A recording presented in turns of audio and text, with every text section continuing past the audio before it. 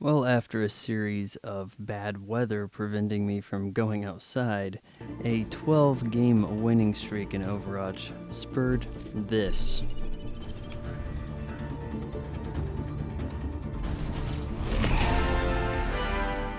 Yep, I finally reached diamond status in competitive. Yeah. And I think it's time to tell you guys how I got there. Maybe I'll have some helpful tips for you.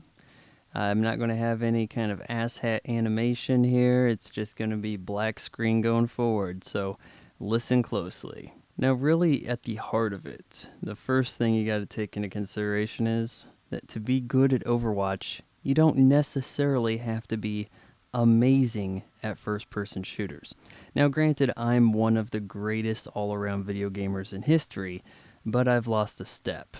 I've tried to adapt to the default control sticks when I like to use Legacy Inverted, but too many FPS titles these days don't offer Legacy sticks, so I've tried to adapt, and I'll tell you this, I can't snipe at all.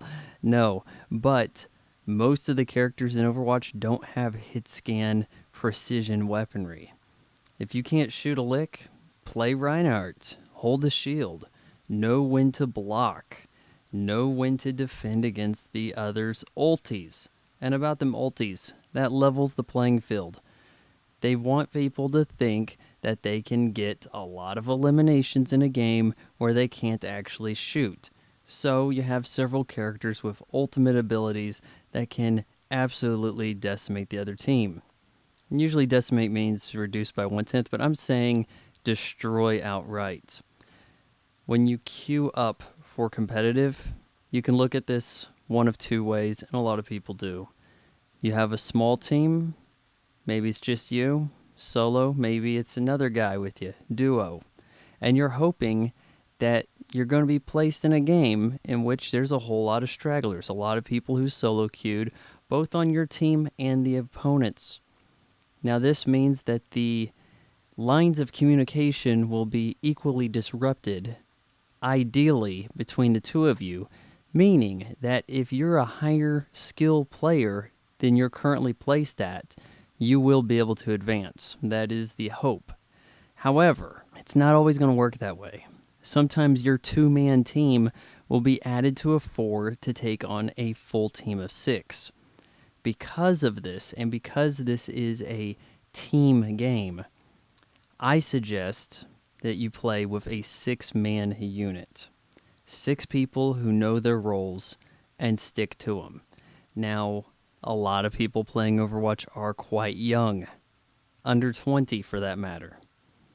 They're good shooters, but young people make mistakes, and it's good to have some older people in the crowd just to avoid salt, as people say. Oh, you don't want to get salty. Well, I joke that when my team's destroying the other, that the other team's obviously talking about each other's mom at this point. You want people who are level-headed, people who have life experience, who let things just roll off their back, who don't go out and blame others.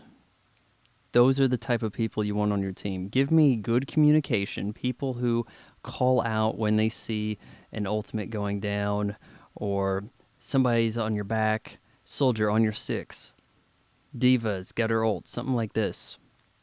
Anything that can tell people useful information on the battlefield amplifies your chance of winning in Overwatch. Now, a lot of the strategy videos you see for Overwatch are actually for the PC. I'm playing on the Xbox One. Most of those strategies are not going to work on the Xbox One. People say, oh, we'll defend from the high ground. Well, there's not a lot of precision shooting ability on the Xbox One, so that strategy is no good. Now, you want to put together a good defense? Consider not playing the objective on the payload. I know this may sound a little dangerous, but give people some slack. Hold them at the choke point rather than having your team destroyed, and then when the team kill pops up for the other squad, they get to just roll on by the check. Don't do that. If they get a checkpoint, drop back Don't try to just kill them at the checkpoint when you're near their spawn. Play the spawn advantage. If your guys are closer to the objective from the spawn because it's nearing the checkpoint, that's where you hold them at. So focus all of your abilities there. Now, we're looking at a game that is a living title.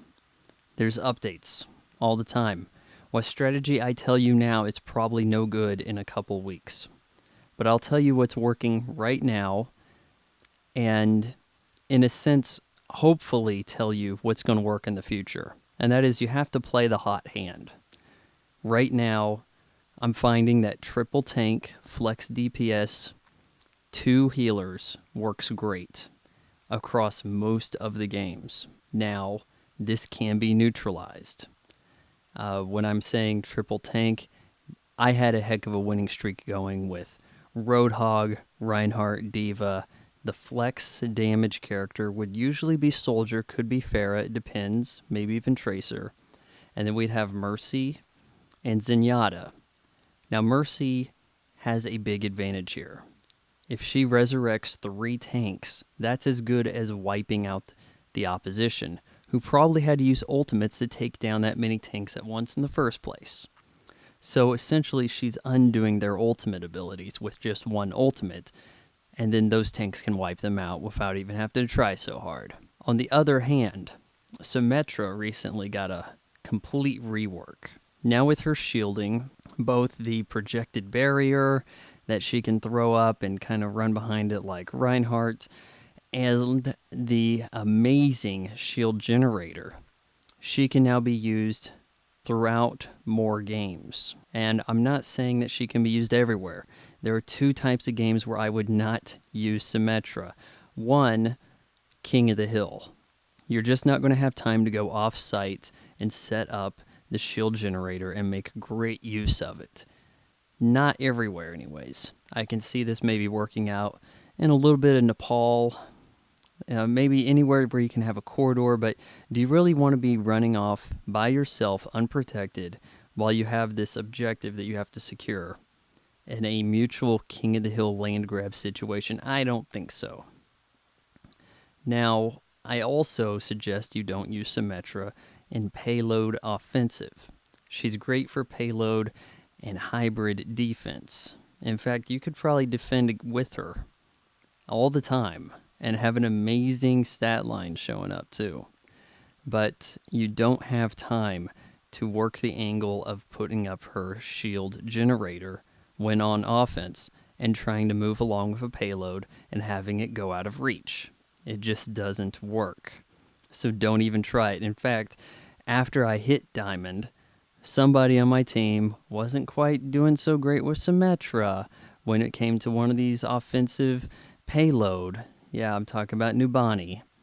And I'm like, hey, could you maybe switch off? So he did. So you know what happened? One of the kids went and switched over to Symmetra. So it's not like, hey, I didn't want you being Symmetra. I want someone else to be Symmetra. That's not what I was trying to suggest. And you have to have people around suggesting things nicely, not, hey, dipshit, get off of Symmetra. No, you have to be nice, cordial about it. You have to be friendly. You have to sound like you're giving out tips of wisdom and not berating people to get them to play along with you. Now, maybe if I had berated them, this other guy wouldn't have gone and stole Symmetra, but hey, a lot of people are jumping on Symmetra right now because she's new. And that's the way this game's going to be. Everybody who's new, people are going to be flying towards. When Sombra was new, everybody had to play Sombra. In fact, it seemed like if you didn't play Sombra in competitive, you had the advantage because the other team was probably going to have a Sombra who wasn't amazing.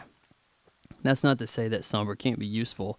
Hacking large health packs is a great ability, and you can put those with Torbjorn's turrets and heal the turrets, and it makes like a mini super turret, and that's fine. But what are you giving up when you play as Sombra? Could you have done more killing as Reaper? Probably. And back to Symmetra's shield generator, really use that over the teleporter.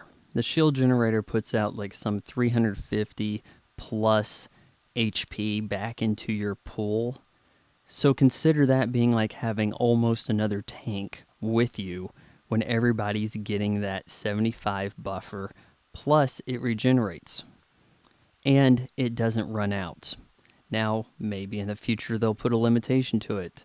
Maybe it'll have a cap, the way that her teleporter does. But right now, her teleporter caps at 6 people and always has. So, when you have to defend Objective A, yes, it's good to have a teleporter, but it's better to have the shielding. Because when that teleporter runs out, lo and behold, that's when you need it the most. Now, the shield generator you can put further back, it covers a wider area, and it sustains your push. And there you have it. That is how I reached Diamond in Season 3. For more Overwatch tips, please like, comment, hell, even subscribe to this channel. And because of the new YouTube algorithm of justice, that tells people not to watch my channel anymore because, it's just one guy living in Kansas and we want people to watch clips from Jimmy Fallon. Be sure to also click on that bell and get notifications of when I have a new video. And it's not just Overwatch stuff. It's going to be tips on life and ranting about things, and usually ranting about stuff, and maybe even a movie review. But anyways, good luck at Overwatch. Let me know if any of this stuff works out for you.